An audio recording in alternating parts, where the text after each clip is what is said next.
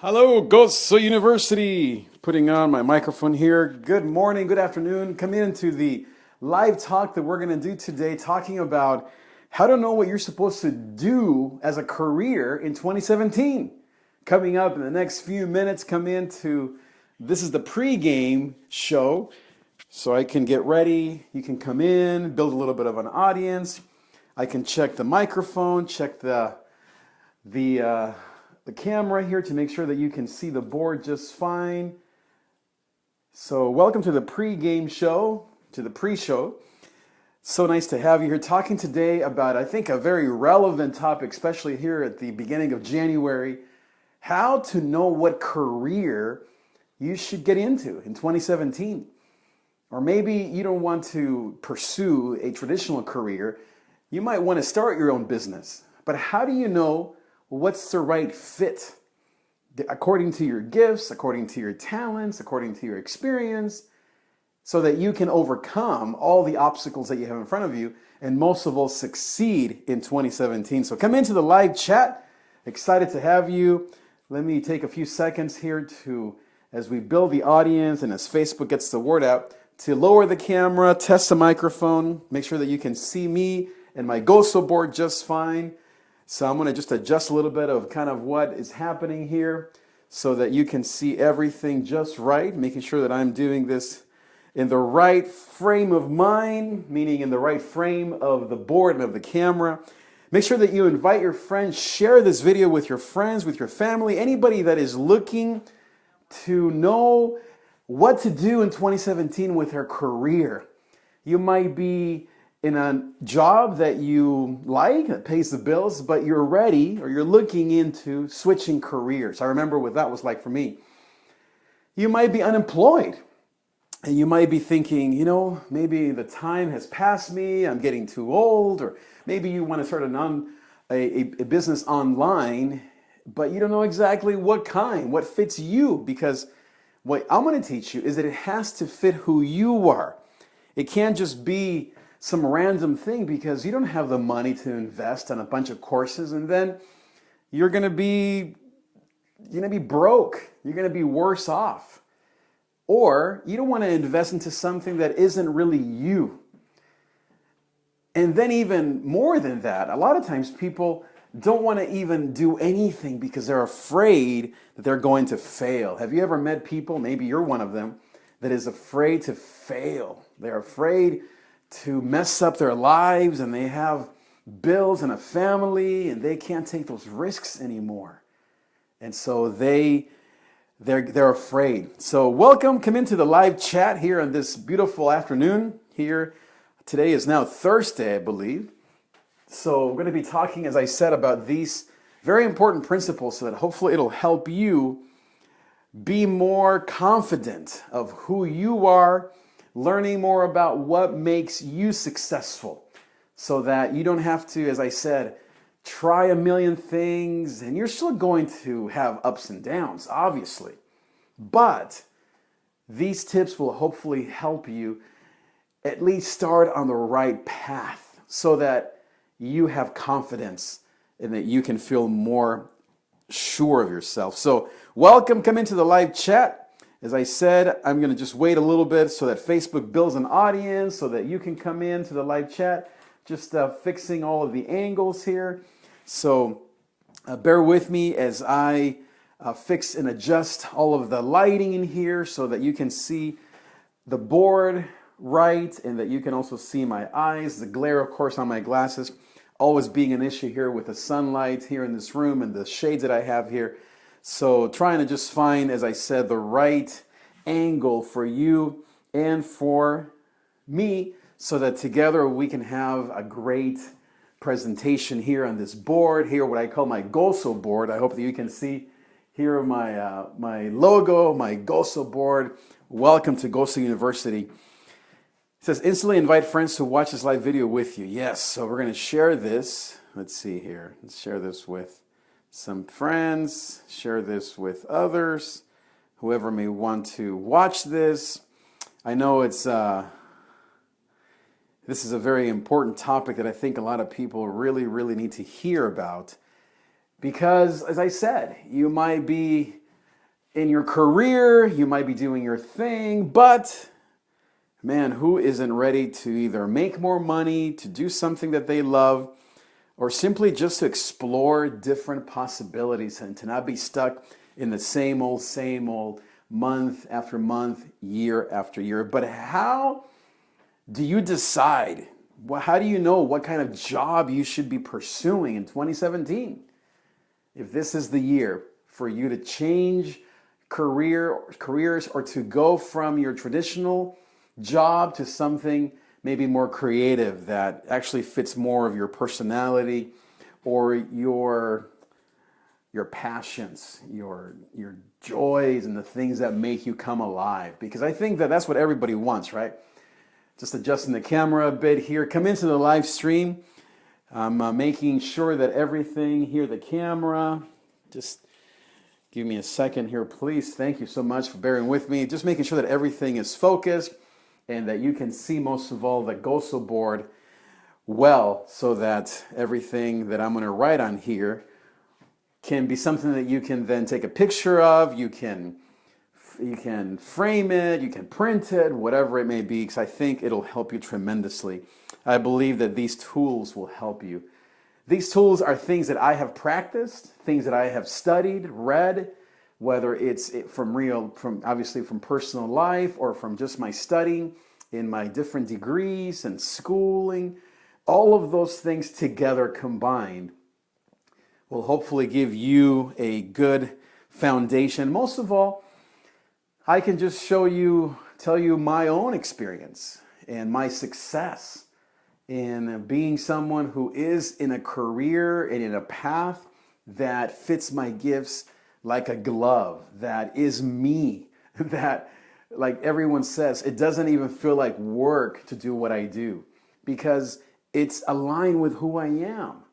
But let me tell you, that hasn't always been easy, nor has this process of getting here been without bumps and bruises. It's had bumps and bruises. I've made mistakes. I have learned from those mistakes. And so I want to now give you some of these tips that I have learned myself. So I'm going to just wait a few more minutes so we can build an audience and see more of you getting into this live stream here on Facebook Live, doing this here live, as I said, talking to you today about, I think, a very important topic, which is how do you know what career to apply for? What job should you pursue in 2017 so that you can have money, you can have success, you can feed your family, you can make people around you happy, and most of all, that you can feel like you're following God's adventure for your life and you are pursuing His dreams for your life, not just your dreams or even what people tell you that you should do. So here we go. Let's talk about the tips. So the first tip that I think is crucial for everyone to remember and to know about. First of all, let me move my microphone here a little bit, is that you have to ask yourself a very simple question, which is, what do people pay me for? This is a very important question, and I'm getting right to the meat of this presentation. This really, I hope that you can see that well. Let me just check here on my phone if you can see that pretty good. So yeah, you can see it. So this is a very solid and very practical question that you need to ask yourself. What do people pay me for? What are people willing to pay you for? This is what I call the money test. What makes you money? What actually is a skill that you have that people are willing to pay you for? Now, the reason why this is the first question that I ask, that I recommend you ask, is because it cuts through all of the other mess. So in any sort of job pursuit or career pursuit, you have a lot of different advice out there. You have a lot of different circles that you have to navigate through, money being one of them. But then, of course, There are also other things, is your skills. And then even further, as I think more and more people are asking, especially younger people or just simply people that are done with the traditional job market, is they're now asking the question of passion. And maybe even beneath or underneath or in the middle of passion is really a sense of call or purpose, they call it, which I think is very, very nebulous. And unfortunately, people teach about that in very wrong ways. I don't like how most people talk about purpose or call, and I'll explain why.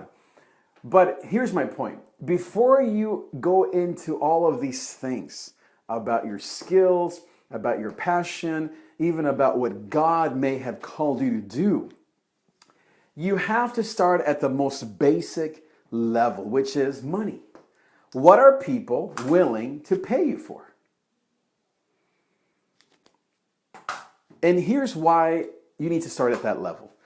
If you don't start at the money question and you go right to skills, passions, or even calling or purpose, or God, let's say we call it that, then you will be in danger of not making any money.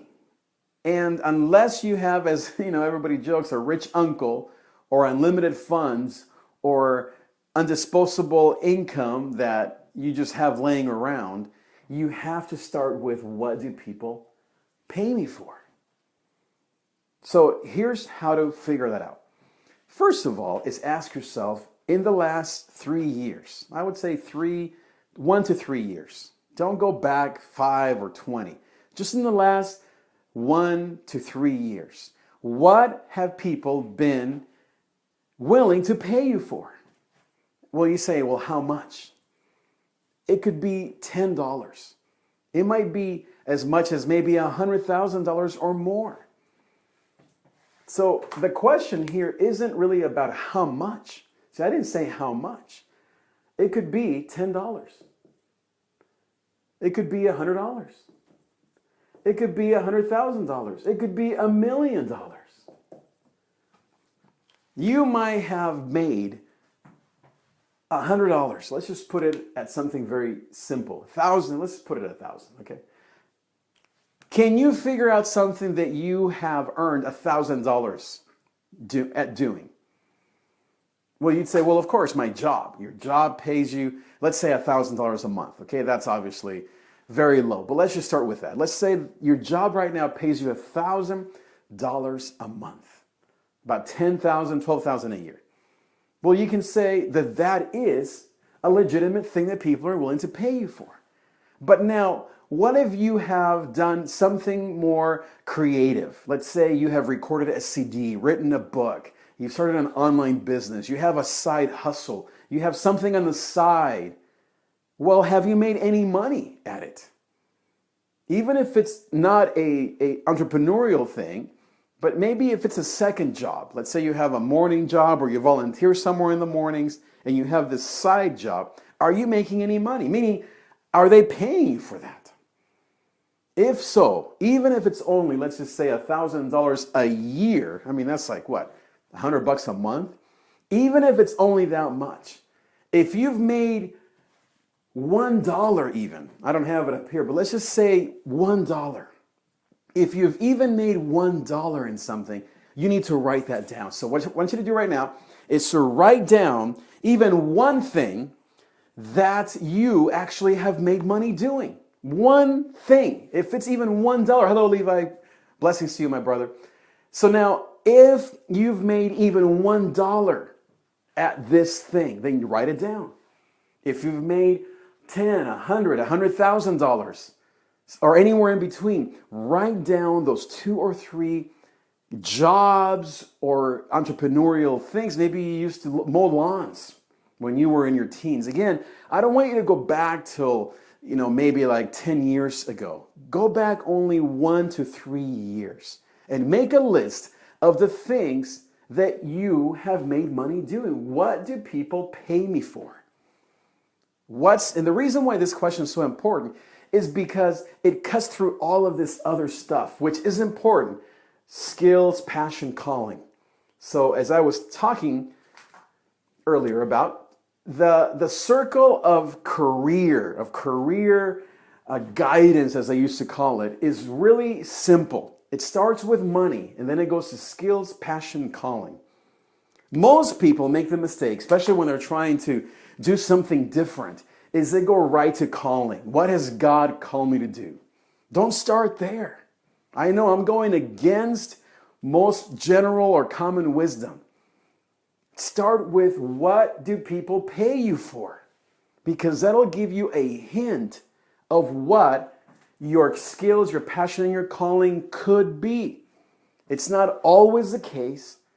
As I said earlier in my Facebook page, many times people pay us for things we don't want to do, we don't like to do, that we simply have to do. Okay? But it is a good place to start. So let me just sort of maybe walk you through this first step a little bit further, okay? Kind of give you a glimpse into what this whole thing looks like, which I think is very important. Here on my GOZO board, nice to have you on this beautiful afternoon talking about what to do with your life in 2017, what career. Let me just turn the lights on a little bit here, open these blinds a bit so that you guys can see me a little bit better. All right, there we go. Okay, so now, let me walk you through this whole thing of what you've made money for. Okay, so now, here's what people are willing to pay you for. Paid. Now, from this, you have a hint of what you should do in the future. Now, here's another thing. This is a hint of what you should do. The other hint is of what you shouldn't do. So when you look back at the last 1 to 3 years of what people have been willing to pay you for, let's say you work at a church. Maybe you were the custodian and now you are the president of a nonprofit at your church. Well, you can look and say, okay, when I was mowing lawns or when I was a custodian at the church, I was getting paid, but the hint was, you know what? That's not what I want to do, even though people have paid me for it. But let's say now that you are the president, or maybe you're on the board of a nonprofit, or maybe you're the president because they actually get paid. Board members don't. If you're the actual president, or you're on staff at a church doing something, doing worship, youth, whatever it may be. In other words, people have paid you for that. That's a hint that that's something that you should pursue in the future, even if you want to change careers. So that's very important. What have people been willing to pay you for? So in my case, I've always noticed that there have been 3 things that people have always, since I was a little boy, but again, just the last even 3 years, have always been willing to pay me for. Now, as I said earlier, well, how much? Are we talking about $1 million, Trig? Talking about $1? It doesn't matter. It could be 10, it could be 100, it could be 1,000, it could be 100,000. Whatever it could be $1 million. It doesn't matter how much people are paying you. All that matters is, are they willing to pay you for it? So now, in my case, there are 3 things that I've noticed, even in the last 3 years, that people always want to pay me for. Like, I don't even know why. Like, why are you paying me for this? 3 things are, you could probably guess them, right? First is to teach. Second is to sing. And third is it's really the same way as teach, but I would call it to mentor. Maybe, let me put it this way. Let's put teaching as mentor, to talk. Okay, and I'll explain what that means. Really, these are just 2 things, truly. It's just to teach or to perform. Basically, it's just 2 things. And I'll explain what that means for me, at least. So teaching means, and I'm going to talk about this second step here in a bit, on how you can even know, besides what people pay you for, how do you know what you're good at internally? Okay, but anyway, for this, Teaching simply means what I'm doing now. It's coaching, mentoring, giving you steps.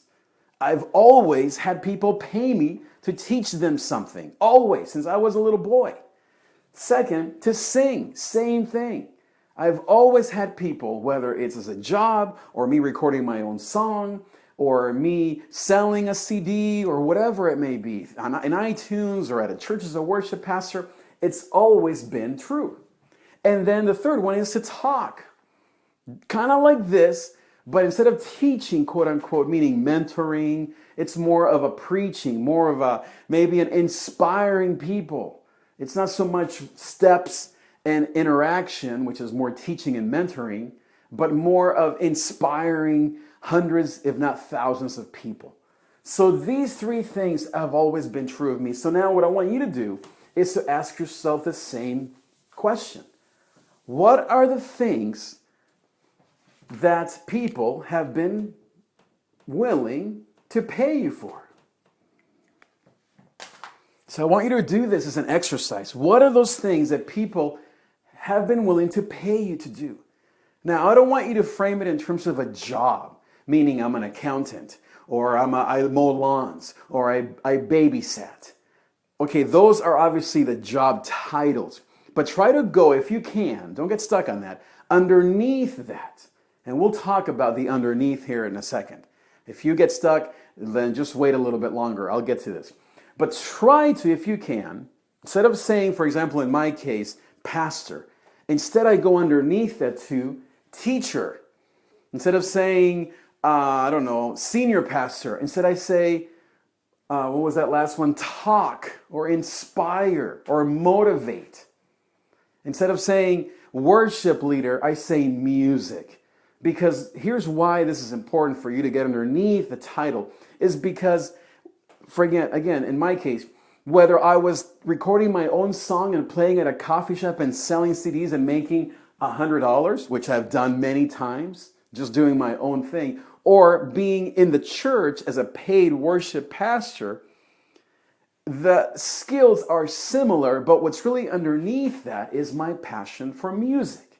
And again, not passion alone. That's at the middle of those circles I drew. But it's what people are actually willing to pay me for. So think about the actual skills underneath your job if you can. So take some time, think about the skills underneath that. I would love to know what those are.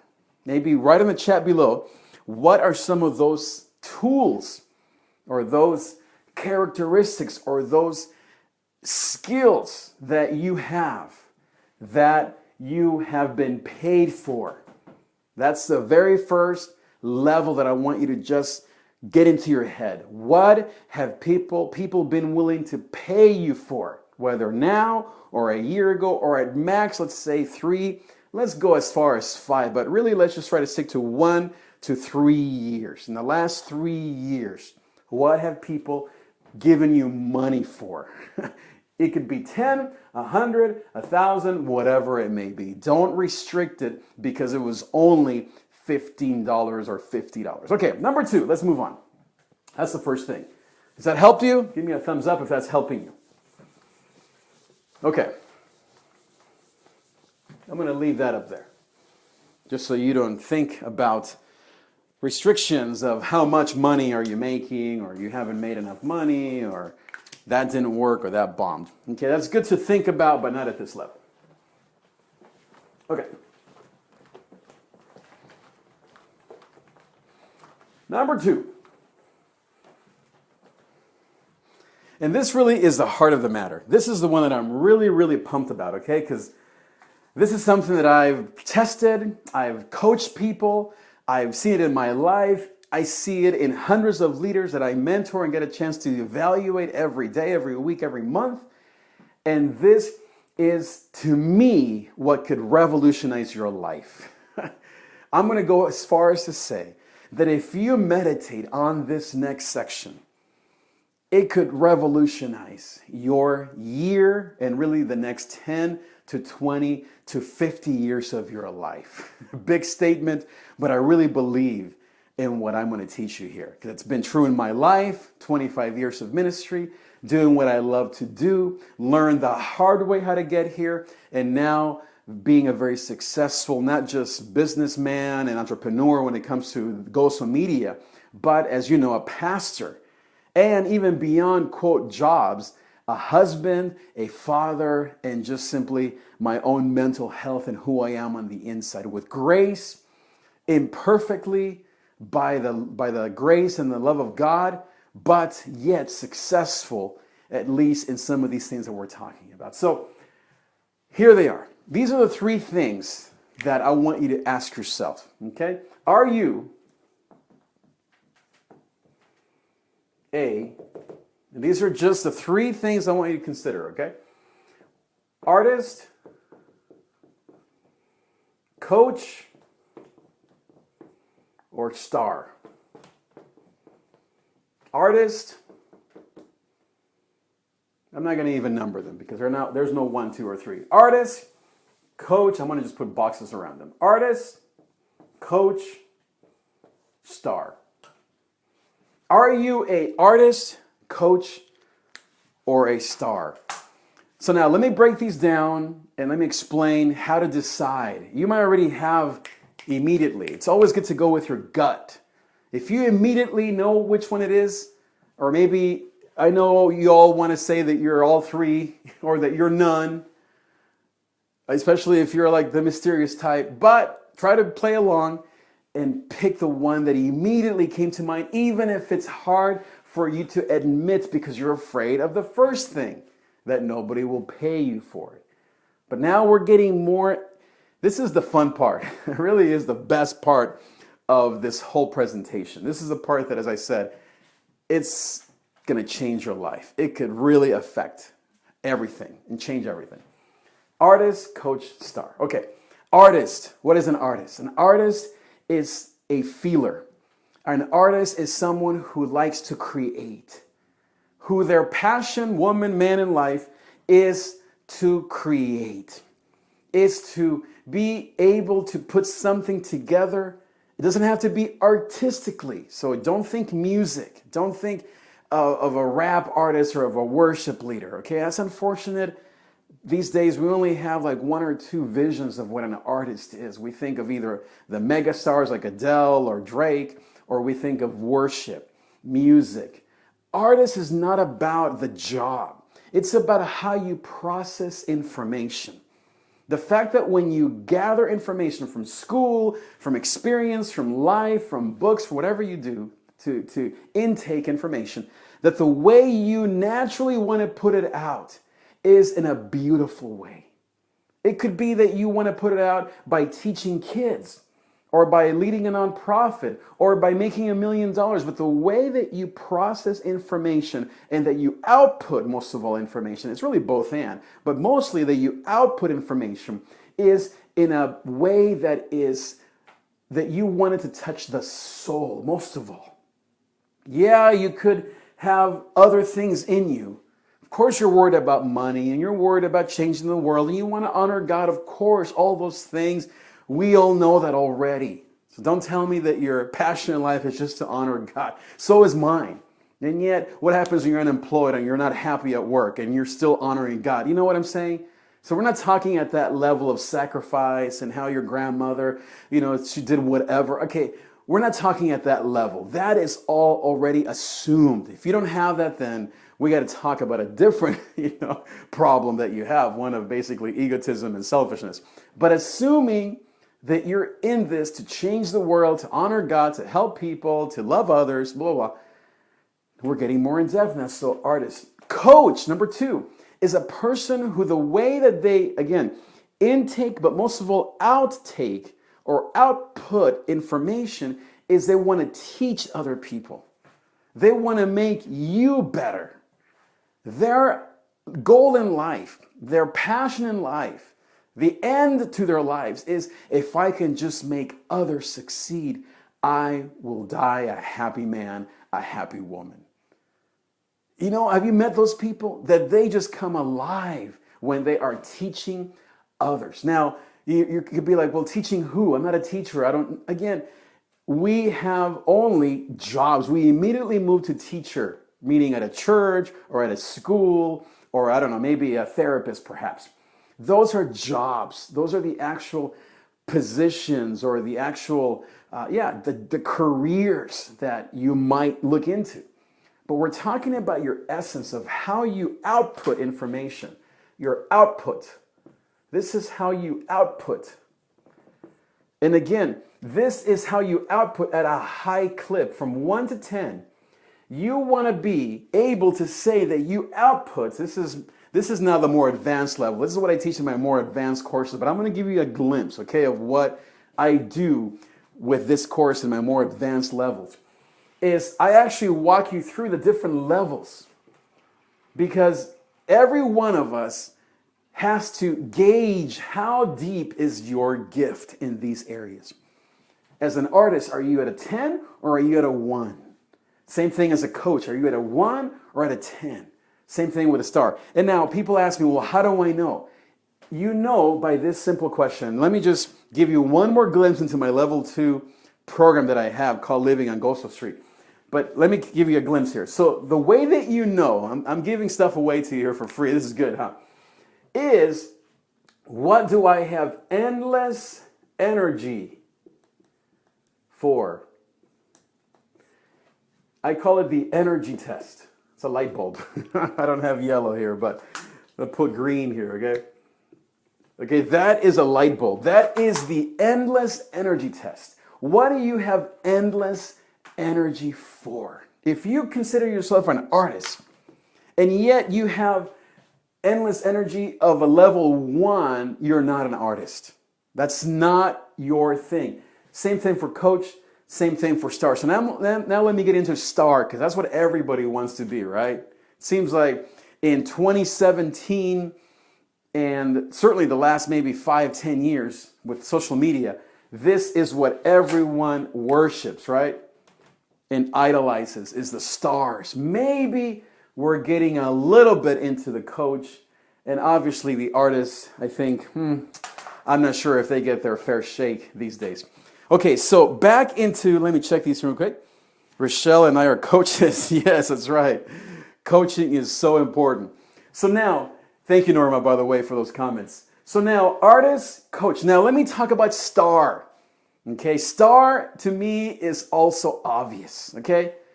A star is someone who likes to be the center of attention. It's that simple. They thrive on being at the center of the stage, of having all eyes be on them. Now, if I can just say this as nicely as I can, not everyone who's in front of you is a star.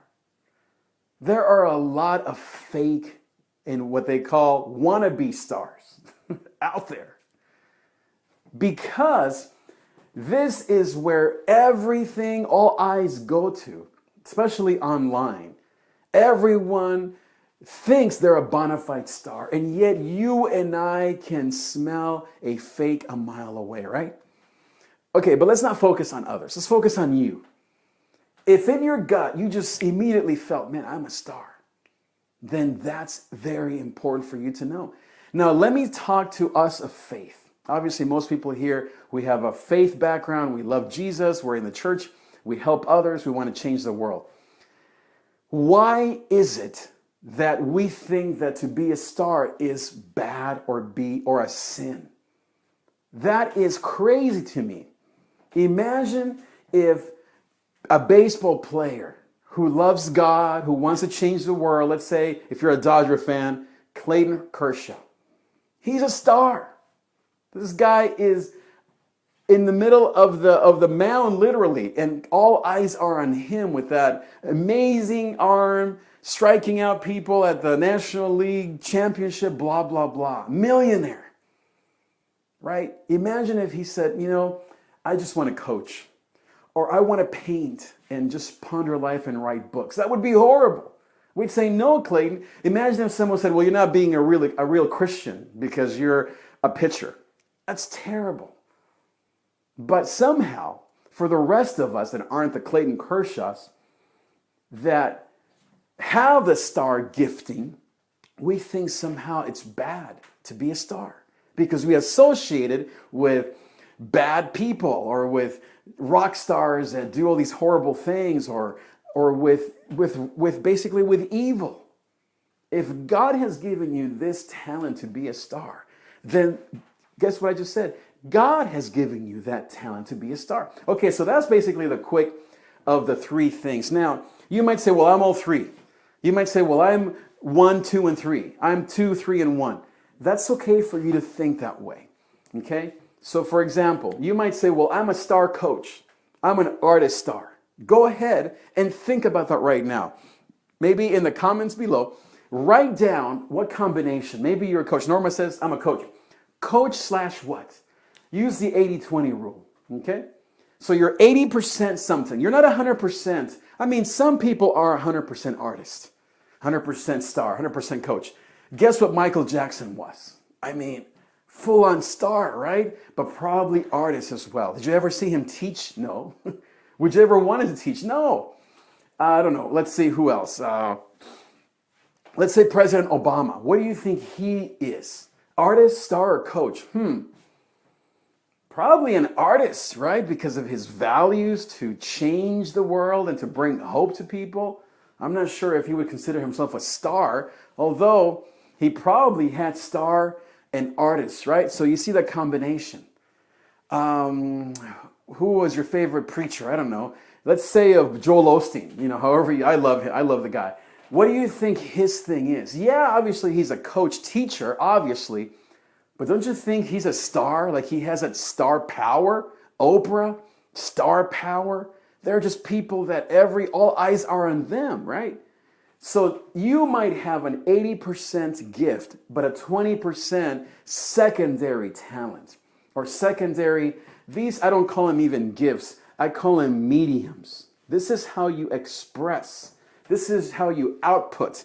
This is what you have endless energy to accomplish, to do. So ask yourself, do I have, even on my worst days, endless energy to create, to be an artist, to craft beautiful things? Do I have endless energy to teach, even when the kids are running around, even when the parents are a mess or a pain? I just can't wait to get back in there and coach and teach. Don't think of a job. I'm not talking about teachers per se or a baseball coach. I'm talking about outputs. The way that you put things out into the world is through this coach mode. Or are you a star? You just can't help it. Everywhere you go, people all eyes are on you. The way that you process life and the way that you intake and then outtake, you do it. And this is where we get into problems. People think, oh, you're being a narcissist. You're self-centered. You're egotistical. No, it's just how God made you. You are a star. People, and maybe you are more handsome or more beautiful than others. Sometimes all those things go together. You get into personality. You get into how attractive you are. You get into how well you speak or how people feel comfortable around you. All those things, there are a lot of things that go inside of each of these to make you into an effective artist, coach, or star. So here's the question. Where are you at? What's your 80-20? Let's see here. Let's read some more of these. Norma, coach 60, artist 30. That's right. Okay. So wonderful. I'm happy not being a star. I like sitting in the back, content. Jesus, right. That's right. Exactly right. And that's how you know that you're not a star. You know, to you, being a star wouldn't be being true to your gifts. You'd say, that's not me. To the person who is a star, they say, this is how God made me. I think of Tim Tebow, star. I mean, we can't help but just look at the guy. And like I said, a lot of these things go hand in hand. The way they carry themselves around, sometimes their appearance, their confidence, the fact that they rise to the occasion. Under pressure, they seem to rise and become even greater stars. Now, one of the things that I often get is, well, Trig, aren't these things not God-focused? Aren't they selfish? All of these things can be taken for evil or for good. You can use to worship yourself, the devil, this flesh, or this earth, or you can use them to worship God and to help people. It's up to you what you do with the talents that God has given you. And most of all, to surrender your life. I don't want to preach, although I can't help it. Surrender your life to Jesus and say, God, take my life and let it be given and devoted to you. Like Mary, I preached this at my church a few weeks ago. May it be done unto me, meaning me. What was Mary, by the way? Artist, coach, or star? Star, man. Maybe star artist, but can you just see Mary? Everywhere she went, people just wanted to be around her. I don't see her much of a coach. Artist, I don't know. We don't have a lot, obviously, of knowledge, but anyway, star. So Mary said, let it be unto me a star according to your word.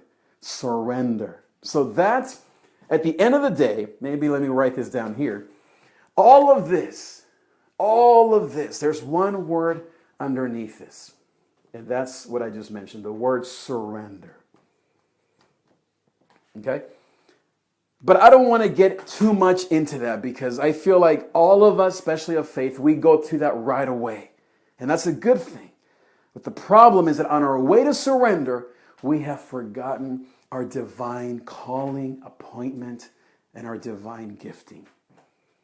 And yes, there are dangers with being about your gifts. There are a lot of dangers.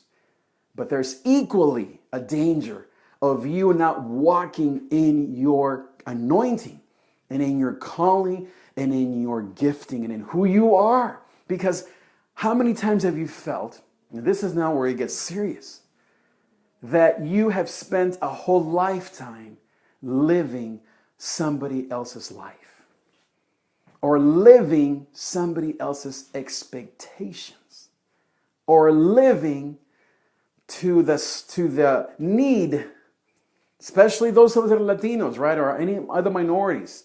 I feel like sometimes Asian Americans, Latinos, African Americans, we move so quickly to, well, my mom needs help or my kids need help, and so I have to sacrifice my interests for the sake of others. And that is, of course, what Jesus did.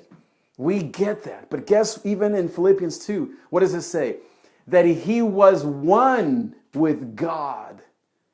That it says, even though he was one with God, even though he was and is the Son of God, one with the Father, equal in every way, God in human flesh, that he became nothing and that he became one of us. Koinonia, that transferring. But where did Jesus start? He started with, I am one with the Father. I have been glorified so that you too can experience the glory that I have experienced with the Father. Imagine if Jesus came and said, I used to hang out with just a bunch of worms up there in heaven. Yeah, well, heaven kind of stinks after all. Yeah, my Father, he beat me. He wasn't really that good. I'm kind of glad that I left heaven. No, Jesus never forgot who he was. Now, I would say that Jesus was all three because he was perfect. We have sin. I think we were all created to be all three, if you want to really know the truth. You were created to be all. But that is being a perfect human. And in this flesh, you will never be perfect. And so we have to do our best and focus on the one gift. Thank you, God, that you've given us at least one gift. And then to get the most out of that. And now, even if you're later in life or you're now close to retirement, what are you going to do in the second half of your life? Well, you're going to be still about these things. Just your shell, your profession, your job is going to look differently. You no longer work for the Unified School District or for that bank or for that church. Now you might be still being an artist, coach, or star, but in a different form. But this never changes. As long as you keep surrendering it all to Jesus, but that you know who you are. And how do you know? You have endless energy in terms of output. So for me, just briefly wrapping this up, I love to be artist and coach. That's who I am. I'm probably a coach first and then an artist second with a tinge of star. I love teaching, whether it's Sunday mornings or here or my kids in the car. I love when I output my endless energy. It comes to being a coach. I have endless energy to teach, help people. I could do it all day in any form whatsoever. I also have artists. I love to be in my lab and to write the perfect sermon or the perfect song or to create online something that is well done. You know, to me, all of this, even though this is a very simple setup here, but all of this is in some ways like a small painting. Just trying to create something special for you so that you can feel good. I'm not doing it to be a coach or to be famous. I'm doing it because I want you to feel something inside of you. So now to you, same thing. You want to ask yourself, what am I? Now, the third and final thing that I'm going to say here. Is this good? Is this helping you? Give me a thumbs up, especially this part about output. I think it's very important. This is not, like I said, nothing that you haven't heard before, but I think it's always good to at least think about it. Okay, so Levi, 75 star. Oh man, praise God. Levi, that is wonderful. Isn't that great to say, man, I'm a star and 25% coach? Amazing. So what I'm going to go now and do is now what do you do with that knowledge? What the heck now, right? You're like, okay, great. Now what do I do? Okay. This is now level 2. This is my course that I have where I teach people what to do with all this stuff. Okay, but I'm going to give you a glimpse because I'm nice and I can't help but teach. By the way, teachers are horrible salesmen because they just give it all away, right? We die poor but happy. That's why we have to partner with business people that actually charge for things. So, word to the wise for all coaches, you're going to be poor the rest of your life because, I don't mean poor like poor, but you're not going to make those $10 million because we just can't help but teach. The stars normally are the ones that are really good at making money. So Levi, let's become partners. I'll teach, you charge. Okay. What do you do with this? Okay. So now what, right? Let's change to blue. What to do? This pen is no good. All right. So what to do? Now that you know if you're an artist, let me wipe this a bit. It's a little wet up here. Should love these live streams, man. Artist, coach, or star. Okay. So now what do we do? Okay, let me see. Check the comments here really quick. You can help being a star because you bring us a word of guiding. Thank you, Norma. That's right. I love that. That is my passion. Okay, now what do you do once you know? Let's say for Levi, star/coach, or for Norma, coach/artist, right? Is that what it was, Norma? Coach, you said 60% artist, 30%, 60% coach, and then 30% artist. And then what about the other 10%? So 60-40, 60-30. But anyway, so once you know, now what do you do? Okay, you're like, you know, I'm in this job and I'm doing great, or maybe I'm towards the end, or maybe I'm in the middle, I'm looking for something different, or maybe I just want to be more effective at what I do now, okay? Either way, okay, so here's what you do. First of all, you want to ask about levels. And what I said, endless energy. Like back to the light bulb, okay? I already gave you that one for free. So you want to ask yourself and rate it. At what level do I have endless, not at what level. What do I have endless energy for? At what level? 1 to 10. Okay? First question is 1 to 10. Endless energy. Number 2 is now, is this something that is going to be what I call an intrapreneur, intrapreneur, or an entrepreneur.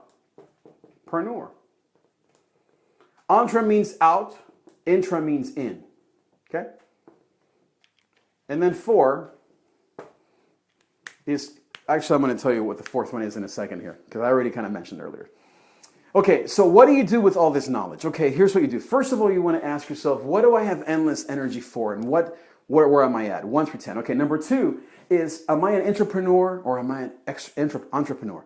So, entrepreneur is someone who, within an organization, makes things better. They use their knowledge of output. Okay, they know how they output, artist, coach, and star. And maybe your job right now isn't lined up with your 70% or your 20%. So if you're not lined up, then what you want to do is say, am I an entrepreneur? Can I, within my current situation, develop a side hustle? What others call the overlap technique. When you spend, back to the 80-20 rule, 80% of your time being the something else that really isn't you, but then you can spend 20% being you as a side hustle, as a overlap principle, meaning you're overlapping your day job with your night job. Moonlighting, doing something on the side, even if it's for, quote, free or pro bono, or you're doing just to help a friend out by editing some video or by taking care of some kids or by driving Uber at night. But it gets the true you out. And you do it within your current context. You don't quit your job. You don't just say, I'm going to just leave everything and move to Australia to become a true artist and do films of kangaroos and the Aborigine Australians. Yeah, maybe, but for most of us, actually I shouldn't say for most of us, if you're an entrepreneur, you want to do it within. Now, if you're an entrepreneur, that means that your days are counted. This is the bad news. Sorry to break it to you, but you're going to have to start getting on a path towards leaving your current situation. No way around it. You won't be able to succeed if you are an entrepreneur, meaning that you see yourself as someone outside of the organization. You won't be able to succeed if you're constantly trying to fit within the bubble of your current job or situation. Because eventually you're going to want to leave that. Now, to do what? Well, to do what you have endless energy for. Number 1. So for example, okay, just tell you a little bit of my story. So for the longest time, I've done a bunch of things in the church. I've also done things outside the church with business, with media, with music. As I began to explore a lot of things, I tried my hand at being a business guy. Not so much media, but actually at being like a business administrator within a church. I did it really well for about 3-4 years. Even after I had that job and I went out on my own, I actually tried to work at different companies like banks, because I have an undergrad in computer science. So I know a lot about technology and about systems. So I tried my hand at being an administrator, at being even a money financial person and learning all that went with that. I considered getting my MBA. I got into the MPA program, public administration, but I thought, no, this isn't me. I tried a bunch of things. So I was in between jobs. Now what happened is that I realized that my energy for that was very low. It just wasn't very high. And not only that, but that truly my gifting is to be an intrapreneur. That even though I enjoy starting new things, I do it best when I have a solid foundation I can create within that. I can kind of come out of that organization or that foundation. And so as I began to explore my gifts, I realized that I really love to teach. And that in business, you hardly teach. That to be even a popular podcaster, which I also tried for a good 1.5 years, and maybe make a living just by being an online personality, meaning like some of these MCs that are amazing and popular, and I thought, well, maybe I can do that. I like talking, I like technology. But I realized that my real desire is to teach with an artist in there as well. And so I began to then move towards back to the church, and not so much business, not so much podcasting and that kind of thing, even though I still love it. But I use those tools to actually be a teacher through those tools. In the church, obviously, what I love most is to teach in the church, whether it's Sundays, whether it's my staff, whether it's just one-on-one, or through this medium here online. I love to teach. And so I began to move from all of this stuff towards more of a teaching and artistic medium.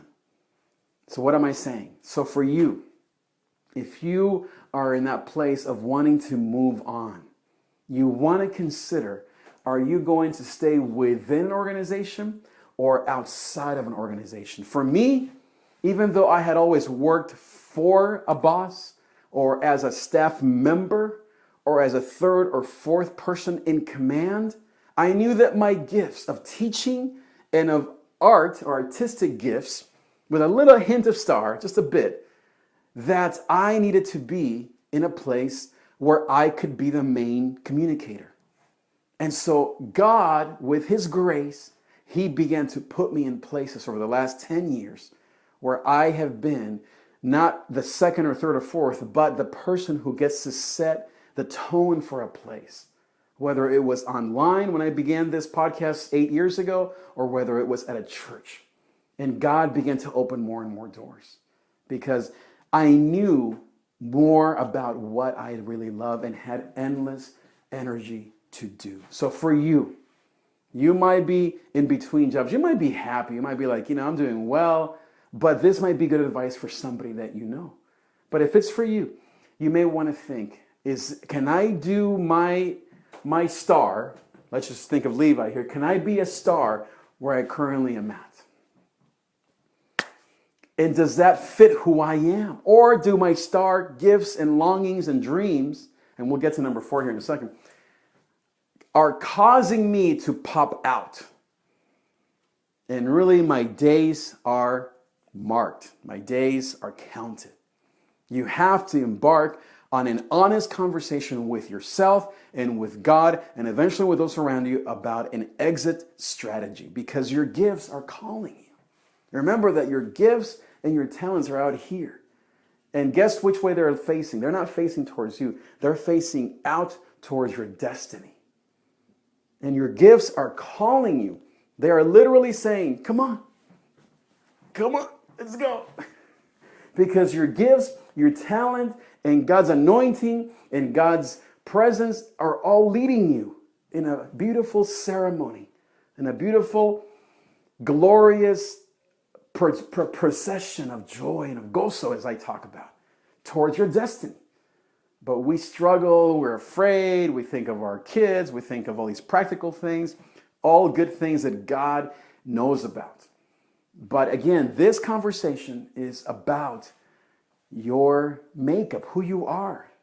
And so you have to think about it that way, that your gifts are calling you. And they're not facing you, meaning they're not really having a conversation with you. They are facing that way, towards your destiny. And you're looking at the back of the head of your gifts. And guess what your gifts are going to do? They don't care about you. They don't care about what you want. Oh, you can fight your gifts. You can fight yourself. But your gifts and talents are always going to be moving forward with their face towards the finish line. And they're just saying, come on, get on board here. Let's get going. Stop being so fearful. Do not fear. Do not be discouraged. He who began a good work will complete it until the day of Christ Jesus, right? All those verses make sense now, right?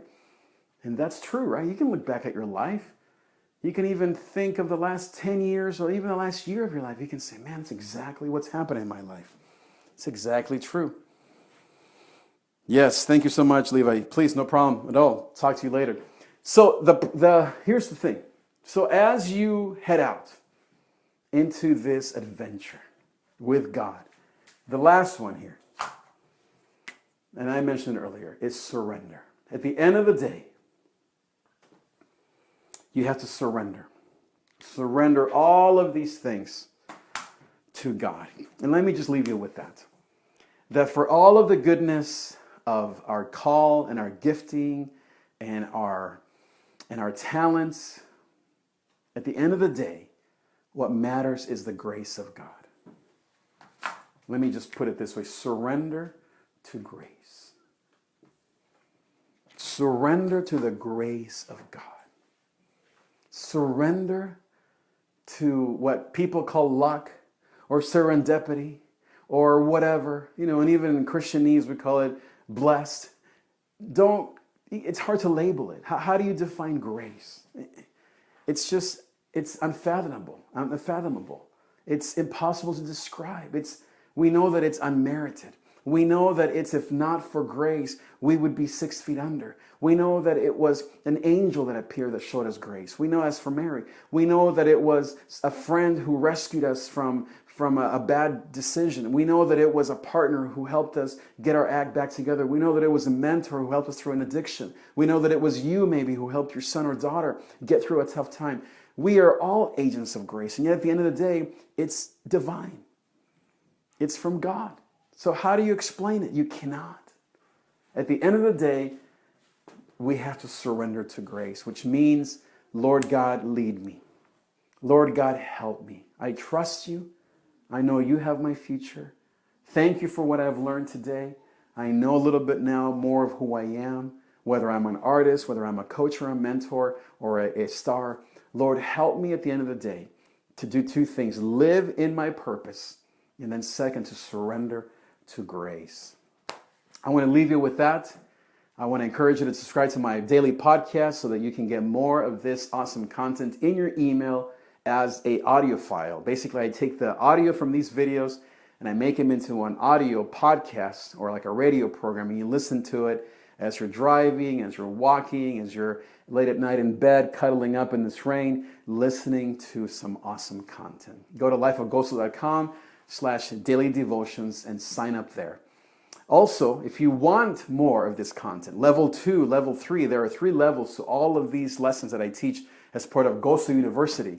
You can go and sign up at lifeofgozo.com/spiritual power. Lifeofgozo.com/spiritual power. And there you can sign up and get all of this information. It's an 8-week course that starts actually in about a couple of weeks, January 15th, so that you can begin your journey to live what I call living on GOZO Street, living on Joy Street. And then lastly, I also, if you want to learn about technology or you know somebody that does, I also have a course that I teach on just media, podcasting, all the stuff that I love. You can go to lifeofgozo.com/media mentor. Media mentor. Thanks again, everybody. Thank you, Norma. Let me check one last time here. Thank you, Levi. Thank you, Teresita. Un saludo. Thank you, everybody, for being here. Have a great rest of this day. Make sure that you share this video with your friends. Make sure that you tag someone that needs to know more about these awesome topics. Make sure that you'll subscribe to this channel and press on the live notifications or subscribe now button so that you can get a notification right there on your phone every time that I am live every day, Monday through Friday, to bring you your daily dose of GOZO, Jamba Juice for the soul. Thank you again. I will see you next time. Adios.